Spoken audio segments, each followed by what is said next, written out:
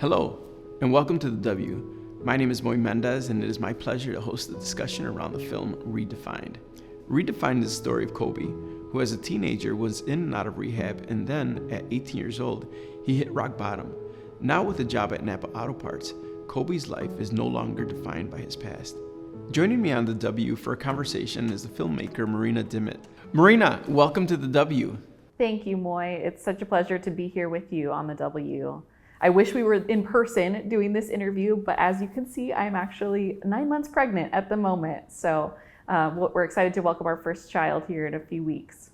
But now, tell me, why did you choose Kobe's story? Kobe is one of my good friends, and I know him as someone who has this transformative story that you do come to see in the film, but he also, in everyday situations, just brings this passion, this love for people. That's really the faith that we see come through in his story, but his faith and his work are really just one. Tell us a little bit more about the transformation that you see in Kobe. So much of it you see in the film when he shares his story of how his life has been transformed. And a lot of that had to do with work. And, there's a moment where he says, I didn't have pride in anything before, in the work that I was doing before this. And now he has pride in his work. So, he has been transformed from the inside out, truly. He's not the same person he was Cinco de Mayo 2018 when he was charged with attempted murder. And a lot of that now is because of what other people saw in him and the way that they entrusted the work to him and knew that he was still a value to our community, where a lot of people might turn him aside and say, no, you took the wrong path, so you don't get to be part of this anymore. In spite of the challenges that Kobe had, Matt took a calculated risk to hire Kobe because he saw something in Kobe, and that was that Kobe is a people person. Could you say more about that? Matt, in a way, named this film because he expressed, the past does not have to define you. I think he saw the leadership skills in him, and he saw the passion for people, and that meant more to him than the gap in the work history that so easily, I think, would turn off many people to hiring someone. And hopefully, as people are watching this, they start to realize, too, that there are so many people that maybe deserve a second chance, or people who have the skill set but just were on the wrong road for a little while and can now bring a lot to a workplace. It very well seems that Kobe is flourishing where he's at. Has he made that connection with work and how it allows us to flourish? As he likes to say, he has come from the muck and the mire to now the other side of that. And I think because of that, he does recognize the flourishing that exists because of the space that he's in, the effort that you put in, the work that you put in, how your faith ties into that. And then overall, just letting that expand to the community beyond you.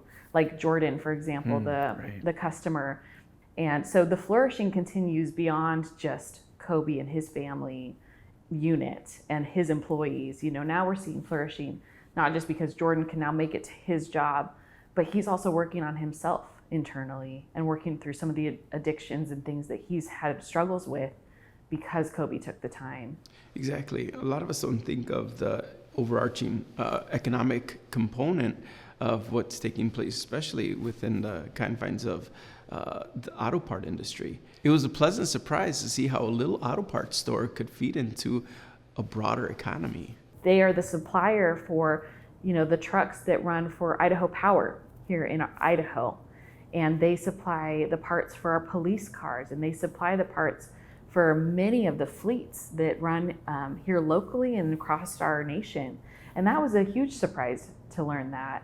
So it's just been really interesting to see this ecosystem that works and operates, and how each part of it is really just a cog in the wheel, right? I love this story because I feel it's a clear depiction of God's purpose for work. I see how it's impacting not only Kobe, the community around him, but now the family unit. He's able to now provide for his family.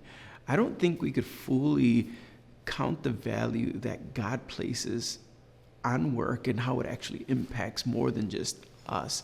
It impacts our community. Could you speak a little bit more about the impact? Yes, the impact is so valuable of someone doing their job well and working hard. And again, like you said, not just the family unit, which is important, but also the employees that work with Kobe, that work for Kobe.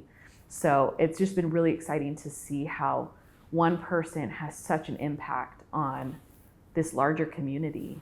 Well, Marina, thank you so much for being with us on The W. Thank you so much for having me, Moy. It's been such a pleasure, and I appreciate you taking the time to watch this film, and just excited for Kobe's story to be out there. And thank you all for being with us on The W.